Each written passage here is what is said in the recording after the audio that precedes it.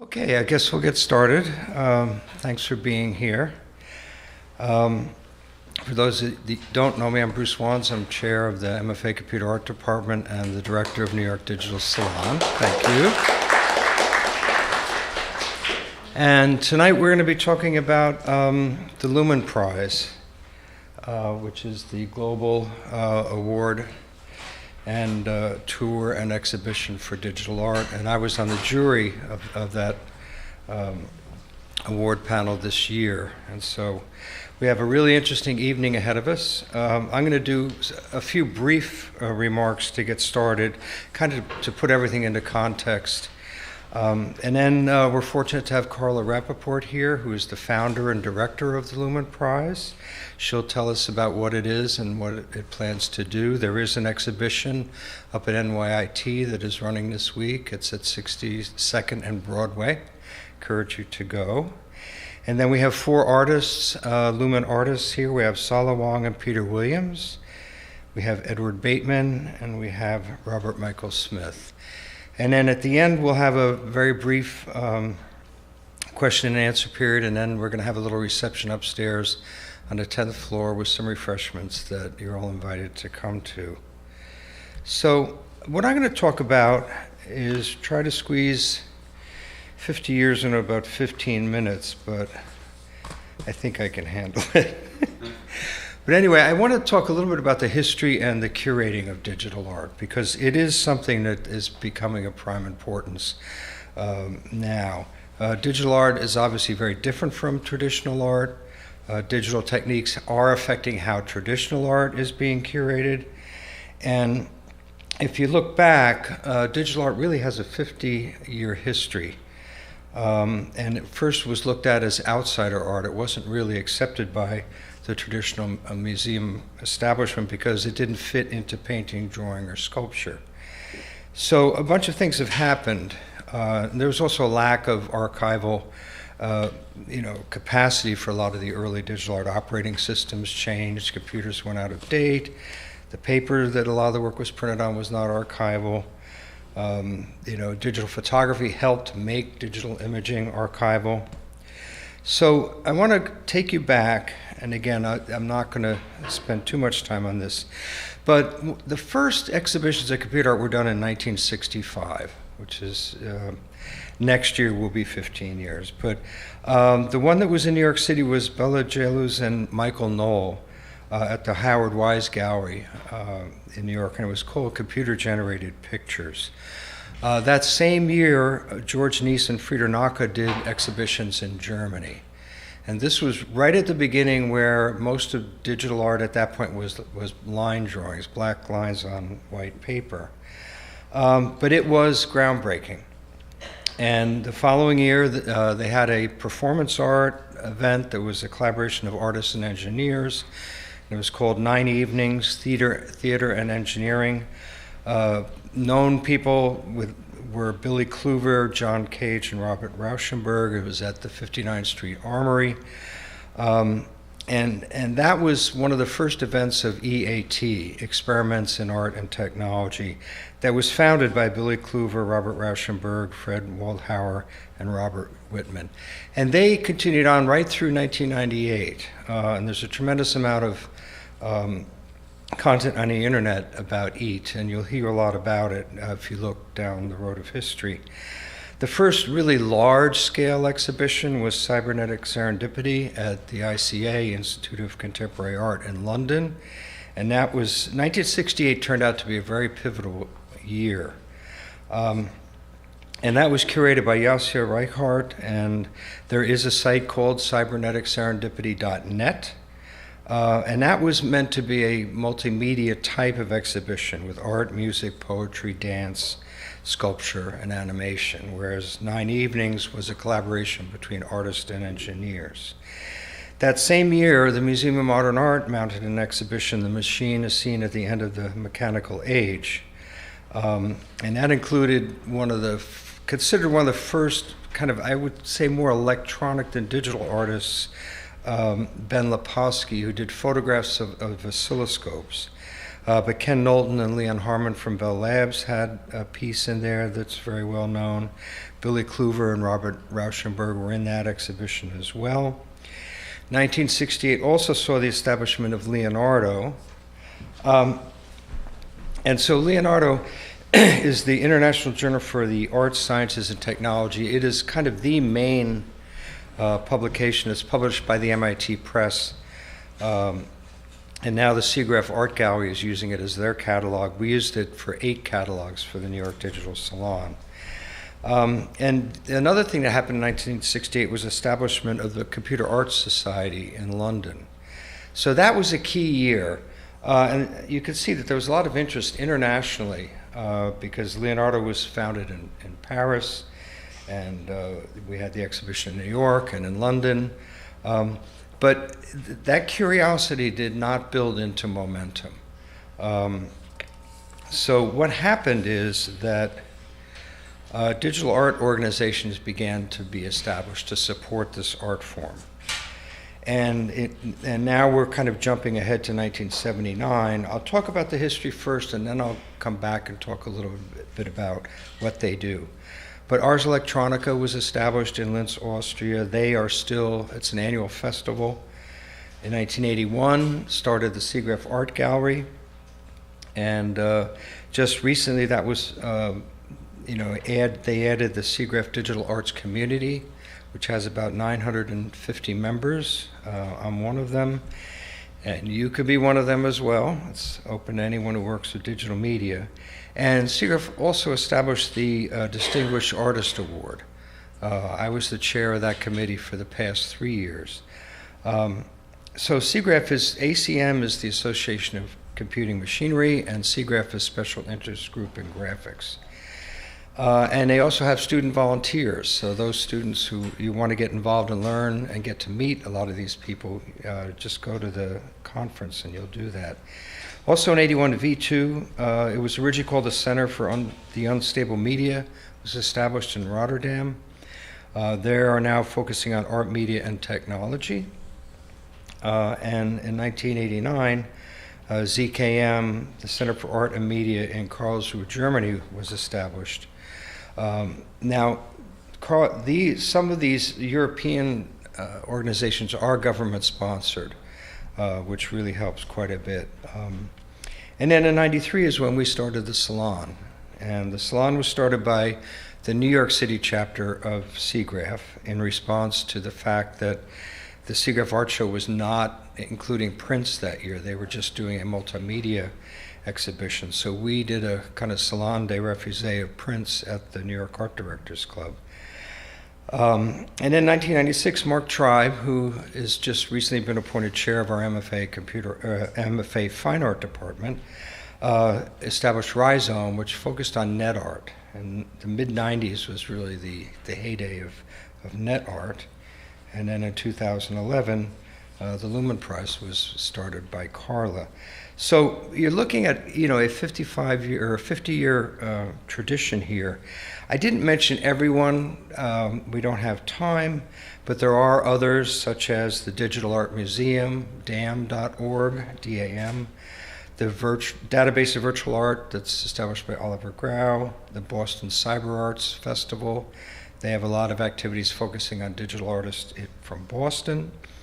The Victoria and Albert Museum in London is starting a very large collection of digital artwork, and the head of that is Doug Dodds, who's the senior curator for Word and Image at the V&A. He was also a juror for this year's exhibition. There's iBeam in New York. There's ANAT in Australia, the Australian Network for Art and Technology, and there's also SAT in Montreal, which is a Society for Art and Technology. So these organizations continue to promote this art form. You're seeing some museum exhibitions, and it's certainly appearing a lot more in galleries. So again, there are ways that these things work. So now I want to talk about the curatorial models, how this all works. And digital art, and again, I've been with the Salon for 20 years. This is our 21st year now, actually. But there's a hybrid approach to digital art. They use a number of different media to do it. A gallery show is a gallery show. It's in the gallery. And not every gallery show has a website, not every gallery publishes a journal, so on and so forth. And again, the online component is starting to become more and more important for digital art because it's very easy to move most digital art online or documentation of installations. And public events like what we're doing tonight are also really important because I've been a proponent of this art form for a long time, and the job is not finished yet. So if we just go back quickly, Ars Electronica is an annual festival of media art. They have a lab there, a futures lab. They have a media arts center. It's a huge building. They have an archive of every year. They give a prize called Pre-Ars Electronica. And so the Golden Nika is the top prize. But this is a great area of research because it's complete over 30 years. Again, they have state funding to keep it going. SIGGRAPH has developed an archive of their art shows. There's a huge wealth of information about computer graphics. Again, SIGGRAPH ranges from research, computer science, and art. Art is not the main thing of SIGGRAPH. V2s is active as well. They have residencies, and again, they don't run an annual festival, but they are an ongoing supporter of the field. ZKM is a major player in the industry, the art industry, so to speak. And again, they're government sponsored. Isaiah is the Inter-Society for Electronic Arts. They have an annual symposium, and they really try to get an academic discourse going. So Isaiah doesn't really focus specifically on exhibitions. They focus more on the discourse and the academic aspects of it. The Salon, we take a multifaceted approach. We do exhibitions. We don't do as many as we used to. We have an archive. We've archived at least 10 to 12 exhibitions online. We have a lot of public programs, both here and abroad. In fact, I just recently spoke at Oxford University about the history of the Salon. Again, a lot of really serious art history people don't look, anything after, the year 2000 because they don't consider that art history. They look back to the Renaissance or the Romans and Rhizome, again, they have a tremendous online archive, and they are really focused on online work. So again, Rhizome is not an exhibition-producing type of organization. And Lumen, again, has a kind of a unique approach to digital art where there is an online component to it of the exhibition and the artists that are selected by the jury, and then they do exhibitions and public events around the world, and Carla will tell you about that. So, we just went through 50 years in about 5 minutes. Now, a little bit more about the Salon. This is our website, and so our goal here is really a lot about public access and education. We did an exhibition last year, which I'll tell you about in a minute. We do a fair amount of public lectures and public programs. And our last large exhibition was the 20th anniversary, which was the American Algorists, and I'll show you that in a second. And we have one on there called the Abstract Visual Music Project, where we did a 12-hour marathon of abstract visual music over at SVA's Large Theater several years ago. So if you look at, this is the first and kind of the last big catalogs that we did, although we did also do a catalog for the Algorists. But the first digital salon was at the Art Directors Club. We curated it with Autodesk. Software was one of the first exhibitions to be curated on a computer. And we had a tremendous amount of interest in that show. It was originally supposed to be a one-time deal. and it turns out 20 years later it's still alive and well. For the 10th anniversary, what we did there is we had an exhibition at the World Financial Center, and it was the same situation. We couldn't find a museum. It was too big for a gallery. So the people at the World Financial Center wanted to revitalize downtown Manhattan. It was 2003. And there we had an exhibition there. We had an opening with about 400 people. We ran 19 public events in a month. And all the essays from the catalog and descriptions of the artwork are on our website. And this is the catalog for it, which represents one summer of my life. But again, I think it's important to promote this art form. Now, the Salon of Old, we started out with the annual show, which was, the first show was prints, then we started to expand it. And we had interest in Europe, and so it traveled to, mainly to Madrid, the Salon Circulo de Bellas Artes, which is their contemporary art center. There were 1,300 people at the opening, and they had to open extra hours for school tours because it was so novel over there. But we developed a formula for the European art centers. We went to Malaga, Gijón, Barcelona, Milan, Italy, Portugal. We did one in China. It was a little less ambitious. But the way that worked is we had 40 to 45 prints. We had about 10 installations. We had about 10 websites. We had an hour of animation and an hour of digital video. So it kind of covered the spectrum of digital art, and we could fill these large contemporary art centers in Europe, which is important. You can't go into a gallery and not have enough stuff to show. So we did that for quite a while, and it got a little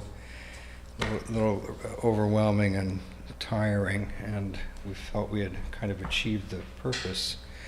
And then our most recent exhibition is the American Algorist. That was curated by Grant Taylor, and it was held in Pennsylvania as well as in our gallery next door. This is the catalog. There are a bunch of catalogs upstairs that you're free to take with you tonight. And again, it was our 20th anniversary celebration. A lot of the work came from the Spalter Digital Art Collection. Ann and Michael Spalter are collectors of digital art.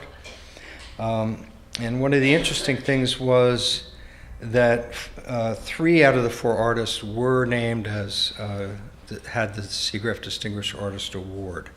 So the upper left is Manfred Moore, who won 2 years ago. The upper right is Mark Wilson. He taught at SVA from 93 to 95. The bottom left is Jean-Pierre Hébert. He won, actually, Manfred won 3 years ago, Hébert won 2 years ago. And the one on the bottom right is Roman Verosco, who was, I think, the second year honoree. All of these artists write their own software. This is the difference between the pioneers, the people that invented the medium, and the people today. Processing is a very accessible language now. A lot of digital art is used with processing or with the Arduino board or commercially available products that didn't exist. In fact, Casey Rias, who wrote processing, was in the digital salon early on. So this was our last big exhibition. This is the gallery out in Pennsylvania. It had 2 venues. This was at Lebanon, the Susan H. Arnold Gallery in Lebanon Valley College in Annville, PA, which is essentially Pennsylvania Dutch country. So it was mainly a print exhibition, and again, we had that same exhibition here. So that was our last one, and we're probably looking at our 25th anniversary for the next exhibition. So what's the future hold here? Now, I say that digital art will become contemporary art, but that comes with a caveat. It's not that digital art is going to disappear. It's going to become a subset of contemporary art. As traditional art used to be painting, drawing, and sculpture, now it's painting, drawing, sculpture, and media art. And again, a terminology for this has been being kicked around. It used to be new media, but that was like 10 years ago, so it's not new anymore. Computer art is an outdated term, even though we are an MFA in computer art. But we were the first in the country to teach creating with technology and computers with an MFA in the US, and we have about 1,000 graduates. So I can't change the name because I'm going to make a lot of enemies. So we're still called computer art. I prefer the term digital art because I think it's more encompassing. Media art really says that it's all media, and it really isn't. I mean, Robert has a sculpture there that is a sculpture, but it's also digital art. Digital imaging is not, it's different from drawing and painting, but it falls under print media. So, the terms are still kind of sorting themselves out. So what we're going to see as time goes on is that exhibitions and organizations will continue to be in and out of the art network. That, the art space is changing, has changed. It's not only a museum or a gallery anymore. It's a contemporary art center, college galleries, college, venues, public venues. There's a show in San Diego that's done citywide every year. And so, again, there's art on your cell phone, so the aesthetics and the space of art is changing. The online component, again, is going to become extremely important. When I started teaching at SVA, there was no internet here. I started 30 years ago, but they had to dig up 21st Street to put in the T1 line. So it was that archaic at that point. But right now, with the technology we can walk around with, it's really important. And it provides public access and education. And as I was researching, the few moments I spoke here, there's just so much there, and it's increasing at an exponential rate. I wrote my book, Art of the Digital Age, about 8 years ago, and there was probably a fraction of what information online that there is today. And ongoing public events, people are interested, they're curious. Participatory art is a big thing, locative art is a big thing, so that you don't have to go to a gallery or museum to see digital art, but you can go to see that. So on that note, I will say thank you.